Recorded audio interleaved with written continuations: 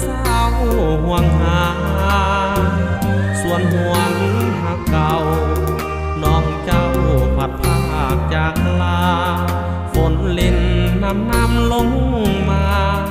ยิ่งพายบ้องซื่นทบทวนเรื่องหลังเมื่อครั้งผ่านมาโศกตรมดวงใจหนักหนาสัญญาเลิกลมเป็นอื่นนั่งหันหลังใส่บ่ได้ส่งยิ้มตาวคืนหันไปเป็นของคนอื่น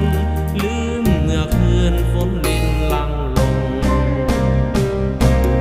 กอดน้อง